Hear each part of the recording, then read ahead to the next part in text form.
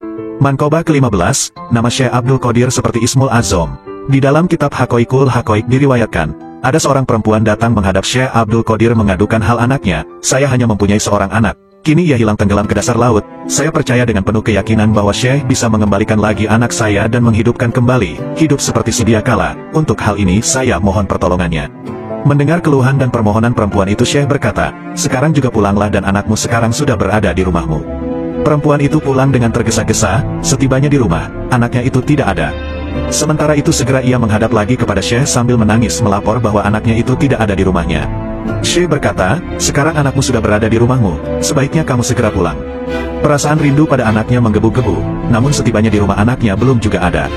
Dengan penuh keyakinan ia tidak merasa putus asa datang lagi menghadap Syekh sambil menangis menjerit-jerit mohon supaya anaknya itu hidup lagi. Sejenak kemudian Syekh menundukkan kepalanya dan tegak kembali sambil berkata, sekarang tidak salah lagi, pasti anakmu saat ini juga sudah berada di rumah. Dengan penuh harap ia pulang menuju rumahnya, dan setibanya di rumah ternyata anaknya dengan selamat hidup kembali berkat karomah Syekh Abdul Qadir.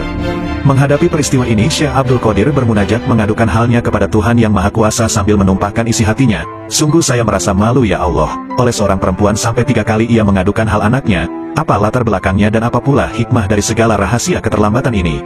Allah menjawab, semua ucapan dan janjimu kepada perempuan itu, kesemuanya itu benar tidak salah.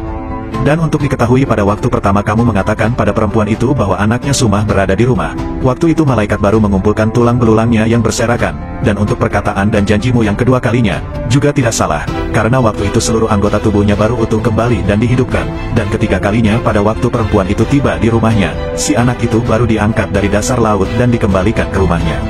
Kemudian Syekh mengadu lagi pada Tuhan, ya Allah, Engkau menciptakan makhluk penghuni dunia yang berlimpah ruah banyaknya dan beraneka ragam jenisnya. Hal itu sangat mudah bagimu, hanya sekilas lintas dan sepatah kata saja sudah terwujud. Demikian pula halnya pada waktu mengumpulkan makhlukmu di padang mahsyar hanya dalam tempo yang singkat sudah berkumpul. Dibandingkan dengan hanya seorang anak yang saya mohonkan sampai ia terlambat, dan cukup makan waktu yang lama. Apa pula hikmahnya ya Allah?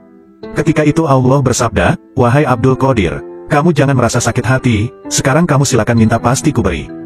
Dengan spontan Syekh merebahkan kepalanya bersujud syukur sambil berkata, Engkau Halik pencipta semua makhluk dan saya makhluk yang diciptakan olehmu, semuanya juga pemberianmu, rasa syukur yang tiada terhingga saya ucapkan atas segala anugerahmu, yang kuterima. Lalu Allah memberi hadiah kehormatan kepada Syekh dan bersabda, barang siapa melihatmu pada hari Jumat, ia akan kujadikan wali, dan kalau kamu melihat ke tanah tentu akan jadi emas. Syekh berkata lagi, ya Allah, semua anugerah pemberianmu itu rasanya kurang bermanfaat bagiku. Saya mohon karuniamu yang lebih bermanfaat dan lebih mulia setelah saya meninggal dunia. Allah bersabda, namamu dibuat seperti namaku pada imbalan pahalanya. Barang siapa yang menyebut namamu, pahalanya sama dengan orang yang menyebut namaku.